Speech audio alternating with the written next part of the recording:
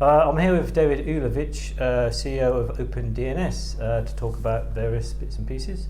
Hi David, thanks for joining us. Thanks for having me here. Can you give us a bit more idea about your background, up until where you are now? Sure. Well, I've been working with technology and computers and the internet every year since I was in the 8th grade, which in the US is like 13 years old.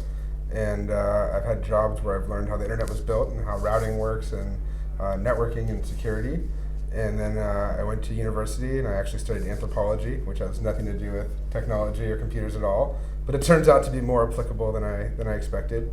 And I started a company in college that had to do with the domain name system, which is kind of like the phone book for the internet, as I'm sure your viewers are aware. And after college, I graduated and moved out to San Francisco. And a year after I graduated, I started OpenDNS, which is now one of the fastest growing internet security companies, certainly in the Bay Area in San Francisco, but now with our London office now, hopefully the world.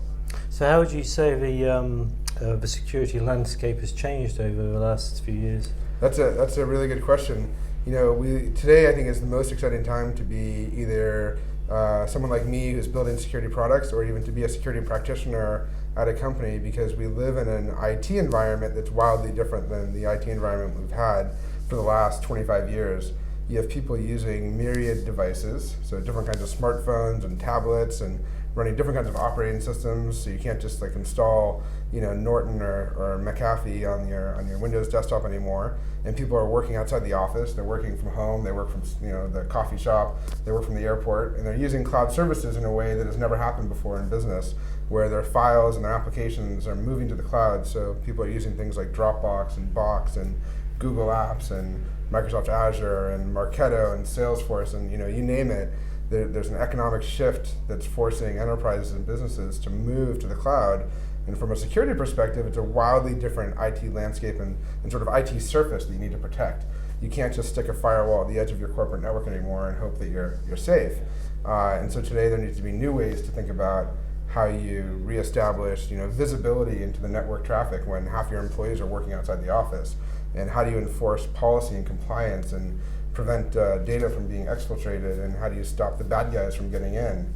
And so to me, the security landscape today is different in a way that we've never seen before. And so to me, it's an exciting time and also a challenging time to be doing security.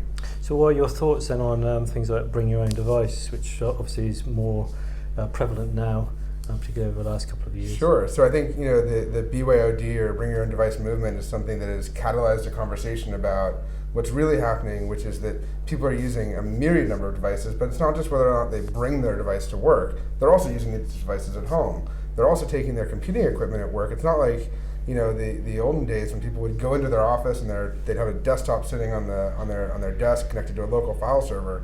They're also taking these devices and using them at home. And so the idea that a corporation can just install endpoint security or sort of practice what I call 9-to-5 security, which is the security that only works when you're in the office, it isn't as relevant anymore. And so I do think that BYOD, while it doesn't fully capture the reality of what's happening, it did catalyze the conversation of, hey, how are we going to reestablish security best practices when we don't control the device?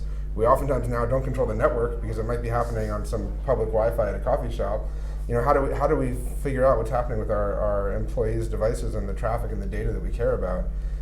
And so I certainly think the BYOD discussion has caused that to happen. And now there's a whole new crop of startups that focus on identity, that focus on authentication and data validity. There's companies focused on how do you encrypt data, whether it's at rest or in motion. And then there's companies like mine that try to recreate the foundation of network security, which is providing visibility and enforcement, but doing it in a way that's 24/7 as opposed to that 9-to-5. So how does your company improve security for organizations? So what we do is we provide a very easy to use, it starts with DNS, a security service that starts by pointing your DNS to our network. And we run a global network with 25 data centers around the world. We have 9 here in Europe, and including 1 here in London. And so we interconnected every major internet exchange point. And by people running their traffic through our network, we're able to do two really important things. The first is that we can make it easy for a IT director or a CIO or a CISO or a security practitioner to get visibility into their network traffic in a way that they've largely lost in the way because of the changes in the computing environment we have. So we reestablish visibility, and then we give them the tools to take action and say, look, if you want to prevent malware and phishing attacks and security threats that are happening at a network level, we have a whole bunch of tools and research, and we'll talk about our security research in a moment, that we apply to that network traffic to allow you to take action. And ultimately the goal, the customer goal is to block the bad, let in the good, and do it without impacting performance. And by looking at people's DNS traffic, it's a very lightweight and easy way to raise the bar for security posture. So people using our delivery model for security, instead of having to buy a hardware appliance, they don't have to rack and stack any equipment, we provide our security as a service, which is much easier to deploy, much easier to manage, and it works 24/7. The problem with most security solutions historically has been that they come in the form of a metal box. You have to rack it in your IT closet, at the edge of your network. And that paradigm of security doesn't fit the way people actually use computers today. And so, we think that the delivery model is a key part. And then the second part, in addition to the delivery model and the visibility, is that we actually find security threats that we feel like other vendors aren't finding. And we do that by analyzing a tremendous amount of data. 65 million people use our service every single day, and they use it around the world. Traffic we get comes in from 160 different countries, and we're able to see a tremendous amount of metadata, essentially, about what are the active domain names on the internet, what are the malicious IP addresses on the internet. If we see that there's a botnet on the internet, we can see what domains point to them, and maybe we'll talk a little bit more about that later. But we've built in a very advanced security research team that analyzes this data and turns it into intelligence and actionable intelligence that we can actually block for our customers, so that they don't get infected with malware. I noticed you've got a few patents. Can you tell us a little bit about those? Sure. So I think, like most technology companies, we want to be focused on innovation and developing new technologies, and to the extent where it's appropriate, we want to publish and document that intellectual property that we create. So one of the first innovations we had as a company was the idea, before we existed, DNS was this service that people would sort of open up on their firewall, and when somebody went into a new corporate network who's in charge of the network, they'd say, oh, well, make sure we open up the DNS so that everything can come in and out. But what we said is, maybe what you want instead is actually the right DNS for the right people at the right time, so that if somebody wants to go to the BBC, that's great, you want to let them go through. But if they're connecting to, badguys.ru, maybe that's not the site that you want them to connect to. And so you want to be able to apply a little bit more intelligence and open up the black box that historically has been DNS, which is this pivotal and key protocol for the internet. And so we've built some patents around the idea of giving different responses to different people based on their preferences. That's one area of our intellectual property, and people didn't think it was possible before we did it. Another, like most tech companies, we have a whole bunch of other patents that are sort of related around those ideas. And then we have a little bit of other intellectual property that is focused around the idea of analyzing streams of internet data to help us identify patterns of malicious traffic.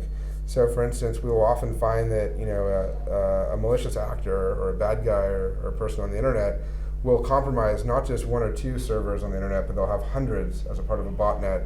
And they use orchestration tools to help manage that infrastructure. And we're often able, just by looking at data, to identify that infrastructure, which the result for the customer is that we're able to block our customers from going to those compromised servers before malware ever activates, before the malware ever reaches our customers' networks. We can do proactive and predictive security. And so we have some IP surrounding that. So what do you think are the biggest challenges at the moment facing organizations like you when it comes with combating security issues? Yeah, I think for us, there's a number of things. One is, I'm a big believer that network operators and IT people need to become security people. In a lot of companies, as they grow, the security people become separate from the network operators and network engineering teams. And in my view is that everyone's a security practitioner when it comes to the IT and operations side of the house. And so DNS is a fundamental protocol that's used for network connectivity.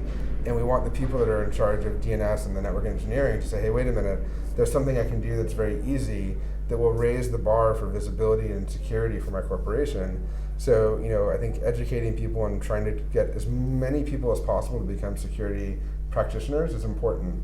I think we joke sometimes in the office that the unemployment rate for qualified security people is 0 or it's negative, right?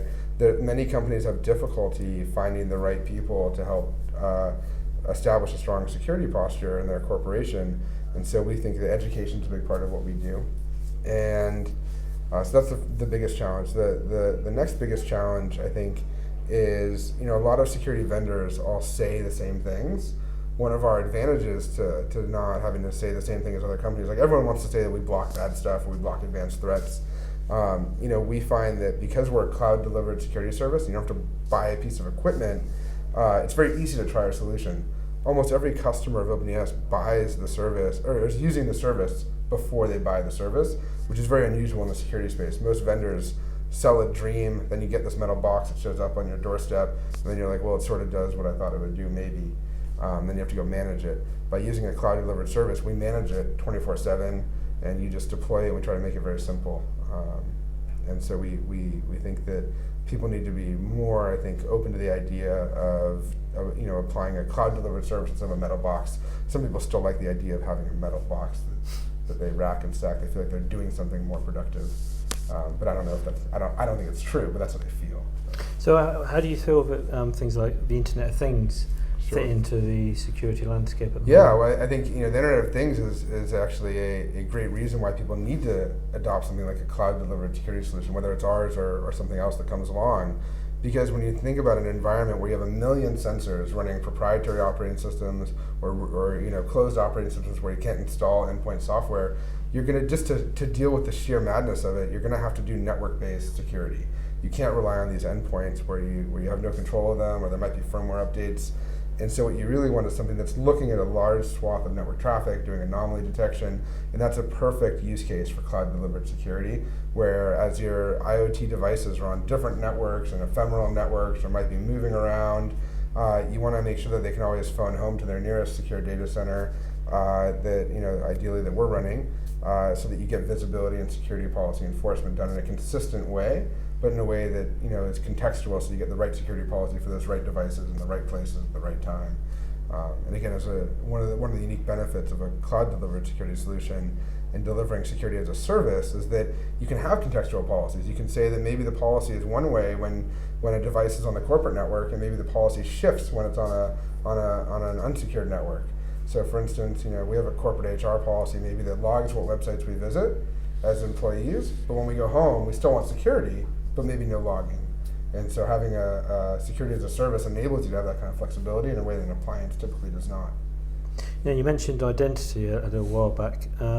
That's a big issue at the moment. Where do you think we are with regards, saving people's identity, and because obviously identity theft is a major topic of conversation at the moment. So when you first asked the question, I thought you were maybe talking about like corporate sort of identity and authentication and single sign-on. I think it sounds like what you're asking more is about sort of around privacy and people's privacy around their personal information. I think that I'd rather answer the first question because it's much easier to answer. Answer both. So I will answer both. The state of enterprise identity management and things like single sign-on as you adopt more applications is better than it's ever been. You now have, it's very easy to roll out a single sign-on solution that an enterprise can manage. You can have multiple factors of authentication, so not just everyone sharing passwords or writing passwords on Post-it notes. I think we've successfully lowered the bar for adoption to make it easy to use for regular people and even technical people, because they're always bad at password management too, to use more robust authentication identity management solutions. On the individual side, I think the situation's still pretty bad. I think that when I think of myself as a consumer, or I think of my sister or my parents, they still find it very challenging to maintain all the credentials across their banks and different systems. The only saving grace is that the consequences to things like credit card theft are pretty minimal. It's a little bit inconvenient, but it's not going to destroy your life. Identity theft is a little bit different, and that can be a little bit more than annoying, right? That can cause you make you take a lot of time to repair your credit history and whatever other malfeasance people do. We had a big issue in the States this year where people were filing fraudulent tax returns using identities that had been stolen, and basically claiming people's tax credits and stealing that money from them. And the IRS was our tax service was totally unprepared for how to deal with that. They were so happy and excited that they had made it so easy to file your tax returns online that they made it so easy for the bad guys to do it also. And so, there are challenges still with protecting your identity.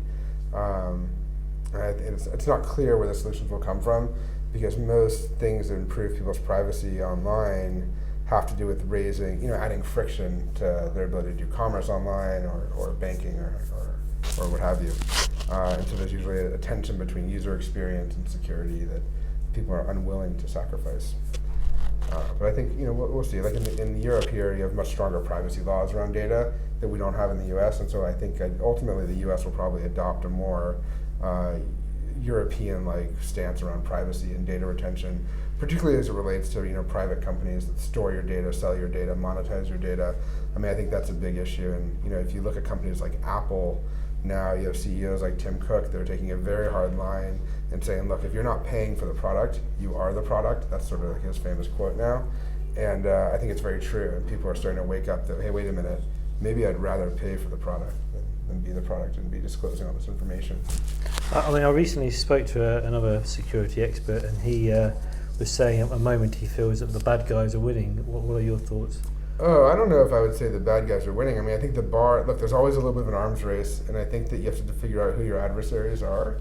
There are lots of adversaries that it's not so hard to raise the bar for. So when I think of our customers, our customers sort of have two threats they care about. One is the nuisance and inconvenience of having to re-image machines, because people are getting commodity malware infected on their machines. Like they're getting malware that participates in denial of service attacks or spam runs, or even encrypts their files and holds them for ransom, which is obnoxious to the end user, but doesn't represent necessarily systemic risk to the corporation. So those are the commodity threats.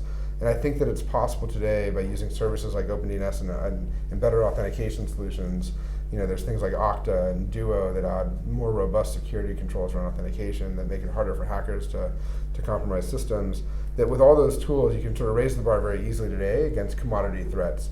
Then the other attack that our customers are worried about are the more targeted attacks, the ones that are focused not just on wreaking havoc or stealing and harvesting credentials, but are actually focused on exfiltrating data, stealing intellectual property, manipulating financial information. And those attacks, you do have to be much more proficient to identify and stop those kinds of attacks. But I do think it's possible. The challenge is that most companies don't have the resources to do that. To say that the attackers are winning, I think is probably, I still like the way I would agree that if I was going to say the attackers are winning, then maybe I'd go out, other than the ethics aside, I'd go out and be an attacker. I still think it's far more lucrative to be a good guy. And not to mention that, my mom still loves me, right? But, if the attackers were winning, there'd be way more attackers making a lot more money. I actually don't think that's the case. I think there are some attackers that are going after specific targets that are being very successful, but I think it's possible to combat them. And it's more, it's like, I don't know if you had G.I. Joe here when kids were growing up. It's a cartoon we had in the States.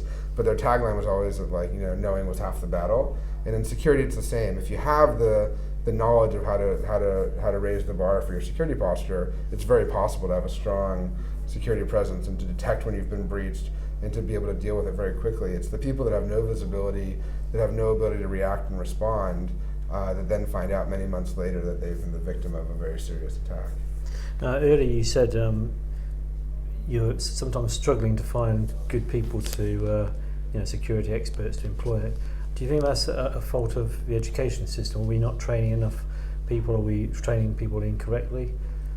Yeah, I mean, I was referring more to generally our customers have trouble finding really good security people. In fact, one of the problems is that sometimes we don't hire our customers' employees, or we try not to. But sometimes when I go to a customer's site and I meet somebody who's really smart and capable, they don't usually. It's more exciting to be with a vendor who's in the thick of it. They often want to come work for me. They want to get out of the insurance company they work for, the financial services company they work for. I don't know if it's a fault of the education system. I think that there's a lot of people that sort of have a predilection for security. Like they sort of have that little mistake in their brain that like whatever I have, and there's a lot of other people that have that, where they like to tinker with things, they like to take things apart, they like to figure out how they work. And there's lots of people that could be really good at security. They may not even know that, they may not even be in IT today. I do think that hopefully people realize that it can be a very lucrative career. I think it's really exciting and satisfying if you sort of like to play the cat and mouse game quite a bit and chase down problems. I think that there are things we could do to raise the bar for education, both in the private sector and in the schools. My hope is that companies like mine can go from not just providing products and tools, but to providing really solutions and help managing that. I mean, part of the benefits of a cloud-delivered service is that ideally we can actually take over some of the management as well and be a second set of eyes for our customers in a way that they can't.